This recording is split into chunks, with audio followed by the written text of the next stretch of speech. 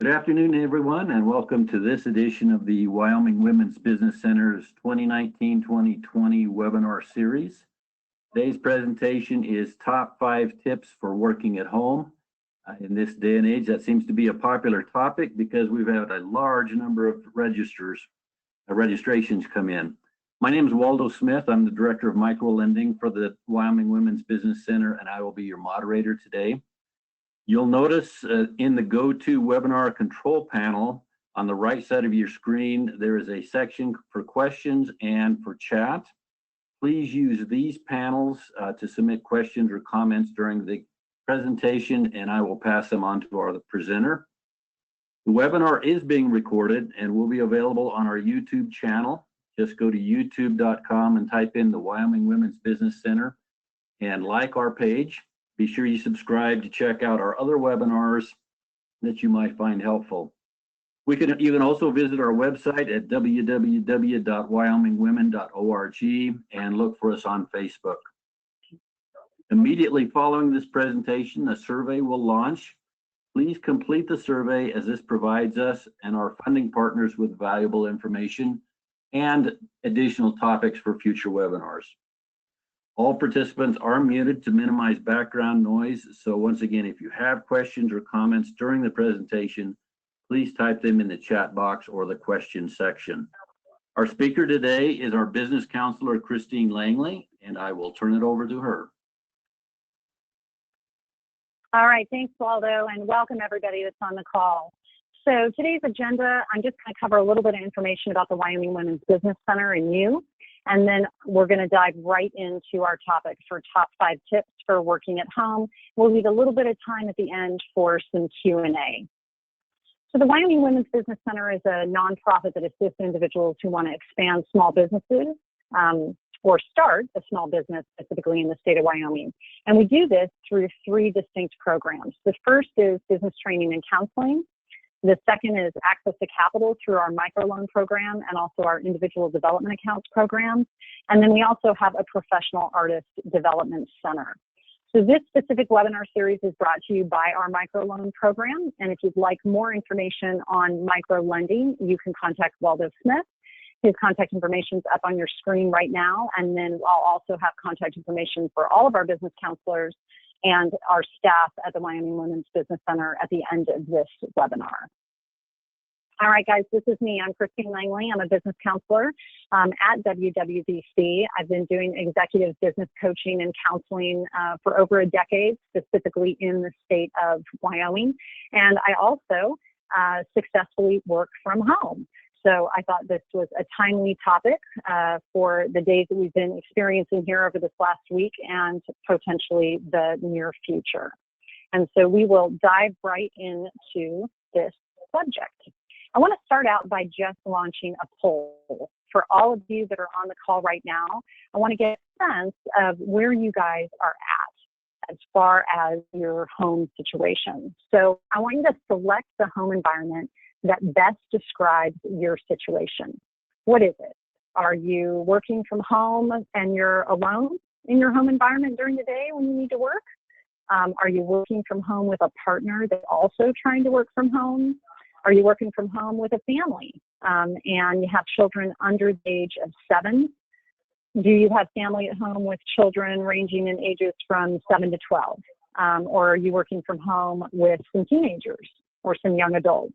I realize that people might be, more than one of this particular situation, but just pick the one that makes the most sense to you and reflects your current situation. I've got about 70% of the vote in right now. I'm going to give you guys a few more seconds, and then we will close out voting. It's always a good idea to just know where people are at, and then for yourself to know that you're not alone. There's somebody else that is in your similar situation. All right, I'm going to go ahead and close out that poll, and let's share those results and see where we're at. So it looks like we've got a fairly even mix. 32% are home alone. Congratulations. It can feel a little isolating, but you're not going to deal with quite as many distractions as some of the people that are home with children or other partners. We got about 21% working with partners, another 21%, 18% with children that are over the age of 7. So about, almost 40% with kids over the age of 7. So that is certainly an advantage. And then for those of you with kids under the age of 7, we feel for you. We understand that this is probably the most difficult situation to be working from home under. It's going to require a lot of teamwork and a lot of communication. And so we'll touch on that throughout this presentation. Okay, so tip number 1, guys, setting up your workspace. And so the most important thing to remember about setting up your workspace is where you're doing this at.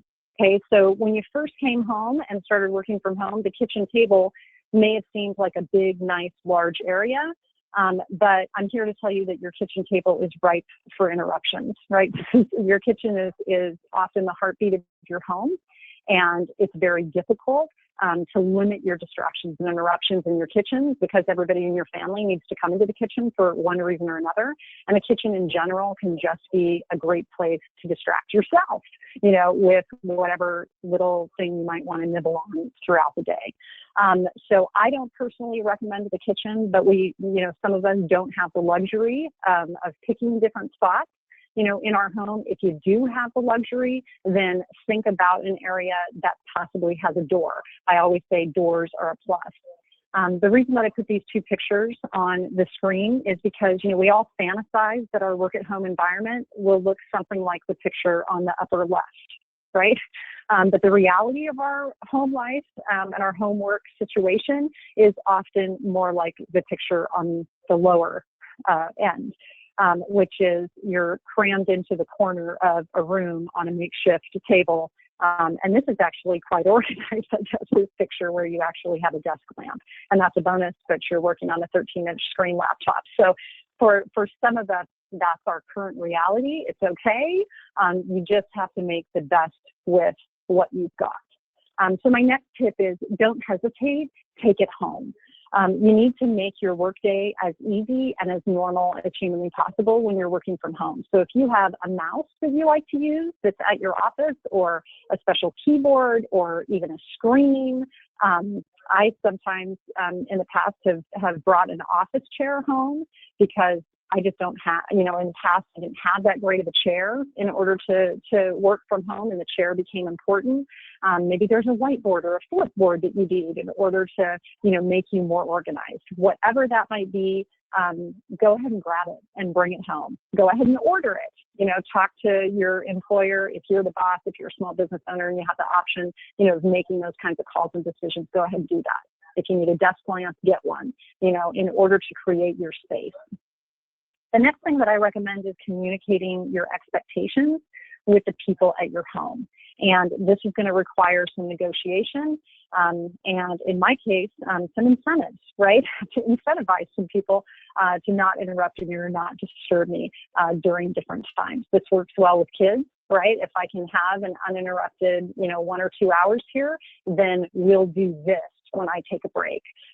So most of us as parents are familiar with this tactic, or people that have partners are familiar with this tactic, and it certainly works when you're working from home. So communicate, communicate, communicate. And then last but not least, creating some signals or some signs can often help in setting up your workplace. So for me, my home office happens to have 2 doors. One door is, to the kitchen, and the other door happens to be to the garage. So I had to create 2 different signs to go on those 2 different doors, because if somebody happens to pull into my garage and wants to come into the house and they want to use that back door, then they're going to be interrupting me coming into my workspace. And vice versa. If somebody wants to go to the garage, they might come through my office in order to get to the garage. So I have 2 signs that I put on the outside of each one of those doors when I'm in a meeting or, say, a webinar where I can't be disturbed or disrupted. And so hopefully my family members, respect those signs. Does it happen every single time? No. I still occasionally get interrupted and have some background noise that I wasn't anticipating, or expecting. But any of these kinds of signals or communication can help. So with kids, you know, red light, yellow light, green light, if you have some construction paper and you can make some signs together so that they understand what those lights mean, you know, so in my household, you know, red light means don't interrupt me unless you're bleeding, right? Yellow light means it's got to be really serious. It can't be, you know, an argument that two kids had and they're coming to interrupt me.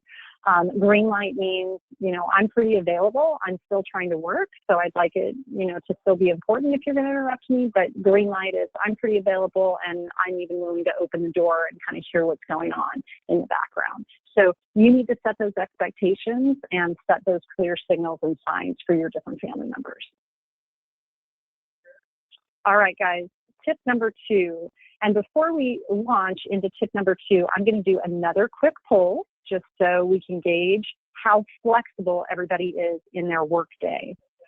So we know we need to organize a plan, but how we organize and plan has a lot to do with your flexibility. So how flexible is your workday?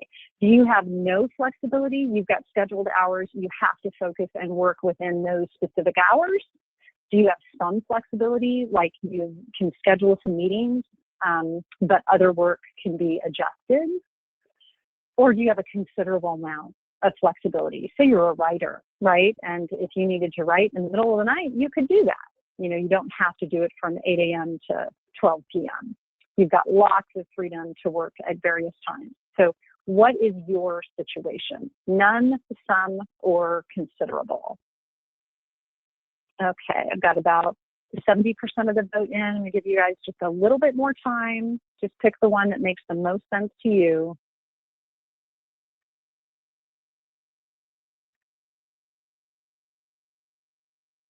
All right, very good. Let's take a look and see what we've got. Okay, I think this is good news. You know, almost everybody on the call has some flexibility or considerable flexibility. So this is exciting. This means some of these tools are going to work. For those of you that have absolutely no flexibility, this is going to require increased intensive communication and negotiation. And it may be something that you have to do, you know, on a daily basis. All right, guys, so tip number 2 is organize and plan. I always recommend that you get started early. One thing that you're going to find in the beginning of this process, you may have already found it, is that everything that you do is going to take longer than you planned on it taking, especially during this transition. So getting started early is never a bad idea. If you used to start your day at 8 or 8:30, you may need to be starting your day at 7 or 7:30, right? And move everything back. I also like to recommend that you pretend like you're going to the office. So the longer you hang out in your pajamas, or the more times you don't get dressed in the morning, the more distracted you are throughout the day. So pretend like you're going to the office, get dressed for those video chats. Structure and plan your day. You may be accustomed to structuring and planning your day already around certain meetings or certain schedules, but this working from home is going to require even more structure and even more planning. So some are going to need an hourly task list, while other people might be able to set some project completion goals. You know personally what type of structure you need, and so you need to get real about setting expectations for yourself. I always encourage people to schedule calls at the best times for them. So for me personally, my best hours for phone calls is between 10 a.m. and 2 p.m. And so I try to make my client meetings happen within that time frame. Other people may be in a different situation depending on what you're negotiating with your family. And so figure out when those meeting times are going to be and then stick to it and try to not have it change on an everyday basis so that you can create some semblance of routine in your life, especially at home. And then last but not least, cut yourself some slack and work when you're the most productive. Depending on your home environment and your family situation, you may be able to be really, really productive at sort of an odd time of day, right? Maybe it's 7:30 at night. 7:30 to 9:30 is your most productive time because that's when your 2-year-old will go to sleep, right? And that's just the bottom line. And so you're going to have to take some of that project work that you might normally be able to get done in the afternoon and switch it to 7:30 at night. And that's going to be a family adjustment. So these are the kinds of things that you need to communicate and negotiate around. But sort of throw out this concept that your work is going to get done between 8 a.m. and 5 p.m. Because this work from home environment, especially with children, is going to require a lot more flexibility, and that's okay. All right, guys, tip number 3. Tip number 3 is to focus. Now, this is typically the hardest thing for people to do when they're working from home. And so I got 2 pictures on here, right? The top picture is this person looking focused and intent on whatever her workday might be. And the bottom picture is probably most of us right now and our reality, right? We're trying to focus, but we're stressed, and that's a tall order. And so when we talk about focus, setting daily goals can really, really help. Because right now things are going to be messy, and that's okay. But if we set some daily goals, similar to planning your day, but this actually gives you an opportunity to commit to doing more. So this may not actually mean work activity. It may mean you're committed to doing more with your household members or more with planning, right? You're going to be more organized than you were in the past. But committing to doing more and actually setting some daily goals that you can celebrate every day can be rewarding, right? So just getting through each day is a plus right now. It's considered a win. And so I want you to set some realistic, simple, measurable, actionable, reachable, time-bound, those are called SMART goals. Set some SMART goals and try to actually reward yourself for meeting those goals. Another tip that I give people to focus, especially when you're working from home, is log out of your social media accounts. Now, some people do this when they actually go to the office, but a lot of people's social media is kind of part of their job. So they're looking at some work social media accounts and then flipping back to their own social media accounts. If you can actually log out of those personal social media accounts, it'll help you focus more. That can become a really big distraction when you're working from home, and so that's a recommendation. I also ask people to add some music, right? So sometimes people focus better with a little background music. You can be playful with this and get some playlists together that kind of make sense for the type of work that you're doing. You can take clear and scheduled breaks. So this is something I try to build into my day, where I actually schedule a break and then I take it. I get up out of my office chair, I move to another chair in my house, and I take a 10 or a 15-minute break where I don't do something work-related. I don't talk about work. I just do something totally different, even if it's just taking a cat nap, or getting a snack, or just breathing, for a little bit and just trying to clear my mind. Taking clear and scheduled breaks is a must so that you can go back and focus on the work at hand. Picking a definitive finishing time each day, not only is this healthy for you so that you don't feel like you went home in order to work and now all you do is work. I want you to pick an actual stopping time, and this is really helpful for people that are working in a family type situation, right? Kids and partners, they need to know when you're going to be done, because it takes a lot of discipline on their part to not interrupt you or not disturb you. And so they're looking for that time of day when it's their turn. And so you want to be able to kind of promote and advertise when that time is going to be, and then be consistent about it, so that they know what to expect, right? Children, especially, they love routine, and they want to know when you're going to be available to them. So pick a finishing time. And then last but not least, try preparing for your meals the night before. If you have to go into the kitchen and actually make lunch, it's more possible that other family members or people will get involved in that process, and a lunch break that should have taken you 30 minutes, maybe 45 minutes, tops, you're in there for an hour and a half. And that can kind of creep on and on. Somebody comes in and says, "Oh, I'm glad you're here. So what's going to be for dinner? And what are we doing for such and such?" And it can get out of control. So the best thing to do with meal breaks during your workday is just already have that meal prepared. You're just going into the kitchen to grab it and eat it, and then you're back to work. For me, that's usually leftovers from the night before. And if you have family members like mine, my leftovers actually require a Post-it note that says, "This is Christine's lunch. Please do not eat this, or else it'll be gone by the time I get there at lunchtime." So whatever you have to do in your home environment is what you got to do in order to make this work for you. Okay, guys, so let's take a quick poll now that we've talked about taking a definitive break. And I want to hear from everybody, how many breaks do you think you need per day? Do you need 2 breaks plus a lunch, kind of just like when you're at the office? Do you need a break every 2 hours? Do you need one once per hour?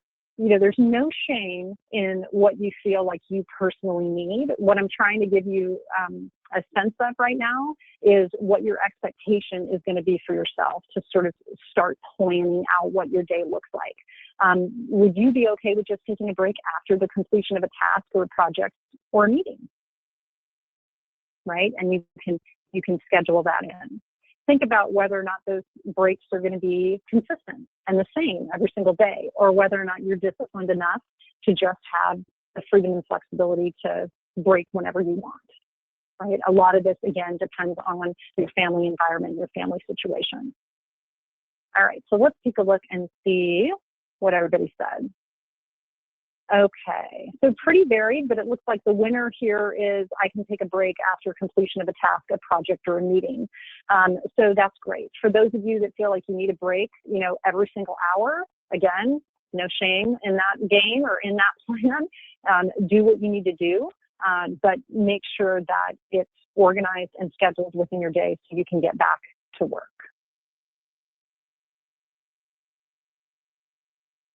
All right, tip number 4, this is something that we're hearing a lot about in the media and in the news these days, is staying connected through technology. And so again, this is all about communicating. And I encourage you to communicate a lot. So not just with your coworkers, but also with your household members. And so this is going to require just an uptick in the amount of natural communication, because the communication that we're having to do now doesn't actually feel all that natural, right? We're having to plan it out instead of it just kind of happening, right? When I used to work in an office environment, a lot of my inner office kind of personnel discussions or conversations, they just sort of naturally happened in the hallway, or they naturally happened by the water cooler or the coffee pot, right? And that stuff isn't happening anymore. And so in order to connect with our coworkers, we're going to have to be more purposeful about it. And so what are some ways that we could do that, right? There's people jumping on Zoom calls for like morning video chats, you know, a 10-minute coffee break that everybody's having together that is scheduled in everybody's day just to chit chat, you know, and talk. Is it a 10-minute coworker video chat that you commit to doing like twice daily?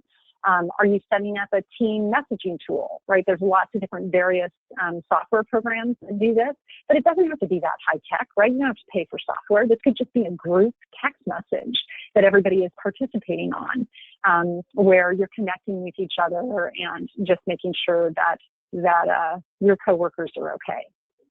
And so now that you have a sense of staying connected with technology and the importance of coworker chats, let's talk about what you could potentially commit to. So I'm launching this poll, you know, how many coworker chats can I commit to each day? Is it 1 coworker group chat per day? Is it 2 coworker group chats per day? Is it 1 individual coworker chat per day? Or maybe you could do that with 2 individual coworkers or even 3 individual coworkers. Some of you might already be doing this now. Some of you might be thinking about implementing something like this towards the end of the week or the beginning of next week. I've heard about video coffee chats. I've heard about happy hours via video chat. So there's lots of different creative ideas out there. The important thing is to just think about what it is you personally want to commit to, and then figure out how to implement that into your plan and into your daily schedule, right? What are you going for? So let's take a look and see what everybody's saying. So we're kind of all over the map. And again, this goes back to we're all different people. We all have different interests in regards to the amount of communication that we think makes sense for our job or with our coworkers. All that's great. It's just a point to consider. Okay. And last but not least, guys, tip number 5, this is called take it easy, right? So we all have to take some breaths. Taking it easy is an acronym, and EASY stands for embrace, accept, surrender, and yield. And this is actually a meditation technique, but I think it definitely applies to working from home, and especially working at home in our current situation. So embrace, and I'm going to say embrace the change. And so our situation right now in the world is super complicated. We all know this. And there are so many different variables, and it's changing daily, sometimes even hourly, which is all the more reason to embrace it. And you're going to continue to get new input every day, again, sometimes even hourly, and that's okay. If you start to just embrace that we are in a time frame right now of constant change, it's going to feel better than fighting it. So I encourage you to embrace it. The second step in EASY is to accept it. And in this case, I'm going to say accept the chaos, okay? Things are going to be messy right now. They may be messy for a few hours. They may be messy some days. And some days or some hours are going to go well, and others are just going to be a total disaster, okay? And that's all right too. But accepting the chaos can make it more tolerable. You know, when you aren't expecting things to go smoothly, when they do, it's kind of a nice surprise. So just accepting that the chaos is part of this transition. Next is surrendering to imperfection. So some of you may pride yourself on your professionalism and to a certain extent perfection, right? It's time to lessen those expectations in that arena. We're all just going to give it our best, and it's not going to be perfect, and it's not going to be the same. And that's okay right now. I'm just going to surrender that. And then last but not least, we're going to yield. And in this case, I say yield to disruptions. And so an analogy that I talk about when I give the example of yield or yielding is a vehicle that is coming towards you at like 2 miles per hour, right? If you in front of that car, you can try to push against that vehicle because it's only going 2 miles an hour, but eventually it's going to run you over, right? Even at 2 miles an hour, it's going to hit you and you're going to get injured unless you move. But if you have the option of stepping aside, yielding, and just letting it go by, then you're not going to get injured. And that's what you need to try and do with disruptions. You're not going to be able to stop them all, but you can yield and not allow those disruptions to ruin your entire day. And so disruptions and interruptions are going to be part of this new work life. And in some cases, some people might have less disruptions. You know, I went from kind of an executive management position to a home work environment. And I was surprised at how much I got done, you know, in a 2 to 4 hour period of time, because I didn't have anybody walking into my home office asking me a question every 5 minutes like I had previously. So that was a surprising change for the better.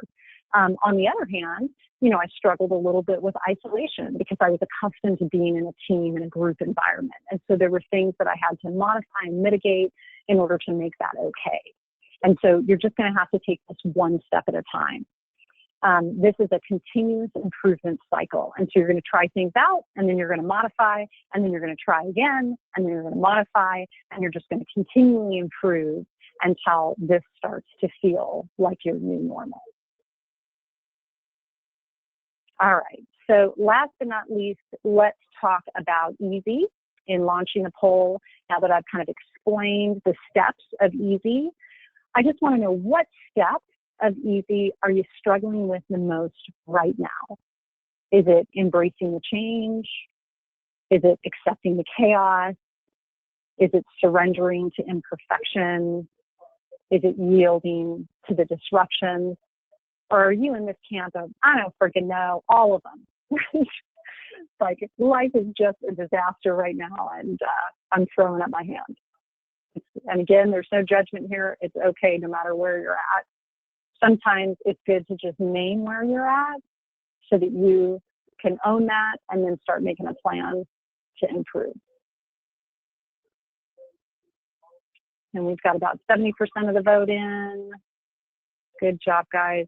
I'm going to go ahead and close out this poll, and let's just see where everybody's at so that no one can feel alone, right? So embracing the change, some people are there, about 15%. Some people are stuck on surrendering to imperfection. Some people are stuck on yielding to the disruptions. It's tough. It's tough. You do so much in order to get yourself focused to work on something, and then somebody comes and disrupts you or interrupts that. That's hard. And then we got about 27, almost 30% of the people on this call right now that are in the I don't know category. And I totally get it. I totally understand. And there's nothing wrong with that. It's where you're at today. And my hope for everyone that is stuck in one of these steps is that it's going to be different for you tomorrow, and it's going to be better for you by Monday, right? You're going to do the best you can with communication tools that you have. Right now, everything is taking a bit more emotional maturity than most of us think we can muster. But I got faith in all of you that you're going to rise to this occasion. Okay, so it's 12:30, and if anybody needs to jump off the call, I certainly understand. We didn't mean to go over time today, but if anybody has any questions, I am willing to take questions for just a few minutes, and then we'll close this out. Waldo, how's our questions looking? I actually don't have any questions in the chat box. So if you do have any for Christine, please enter them in the question or chat areas of the webinar tech control panel, and we'll see what we can do to answer those. All right. In the meantime, guys, I just want to thank our funding partners. You know, the reason that the Wyoming Women's Business Center is possible is because of a lot of our partnership agencies, mainly the Small Business Administration, as well as the Wyoming Business Council. And so, of course, we thank them for their support, and it's the reason that we can bring this type of content and webinars to you at no charge. And the contact information that I promised everybody, these are our business counselors at the WWBC. Waldo and I work in the microlending department specifically. So if you have an interest in microloans as small business owners, please contact Waldo. And then our other business counselors, Debbie Gorski and Jonathan Howdy-Shell, are available for small business consultation and counseling. And I want to encourage anybody that has a small business that's going through a rough patch, needs some business counseling, even if it's down to, trying to figure out your cash flow, trying to understand, what you can do with your employees, what grants or disaster loans are available to you. Maybe you just need to vent to someone about, where you're at with your business right now. Whatever those needs are, that's what the Women's Business Center is here for. And so I want to encourage you to reach out to Jonathan via that office phone number, or his email address. And he is accepting clients all the time. Again, our counseling is free and no charge. Okay, we do have some questions coming in. The first one is from Loretta. Did you find it easier to work from home personally? So personally, I found that I was much more productive at home than I was in an office environment because I didn't get disrupted, by other people, as much. But again, my primary issue was the isolation because I'm a talker. Right. I like to talk to people. I actually majored in interpersonal communication. That's what I do. And so I had to put a lot of tools in place in order to keep up the level of communication. Now, I do client work anyway, so that's super helpful. But I really needed to, up my level of personal engagement with other people because being at home by myself for weeks on end ended up not working for me. So I had to make some modifications that way. That was my biggest struggle. But otherwise, I've been doing it almost 3 years, and I can't imagine at this point not having that level of flexibility. I really enjoy it. Next. Okay, I think the hardest part for me is that I'm an older worker and working 100% from home because of my supervisor's concern for my health. I felt guilty not being at the office when my coworkers are there. So I'm sorry, Waldo, so she's feeling guilty? She's working at home. She's in the older workforce, working Yeah, from I think home 100% of the time. I see it. Yeah, I see it. I feel guilty not being at the office. Yeah, when my coworkers are there. So that's real. I totally get that. I'm in a situation where in the past, none of my coworkers worked from home. I was the only one that worked from home. And that took a little getting used to because I felt like, oh, do they think I'm not working because I'm not showing up, every day? And what I would encourage you to do is just increase the level of communication that you have with your coworkers, right? When you finish a project or finish an assignment, don't be afraid to send out a text message, and kind of report in either with some of your coworkers or with your supervisor. If you can up that level of communication, the guilt comes from two places, right? People are there and I'm not. And the other piece of that guilt sometimes is I'm afraid that they think I'm not working. And so upping the communication can sometimes help. Okay, well, though I see another one here, struggling to get people to respond to emails. How do you suggest to connect with people, during all of this chaos? My recommendation is to pick the people that you truly need to be communicating with instead of copying every person on an email. When you get a mass email from a person, the assumption that a lot of people make is, oh, somebody's going to respond to that. I don't need to. It's different when you pinpoint your communication to one or two people and then ask specific questions of those people.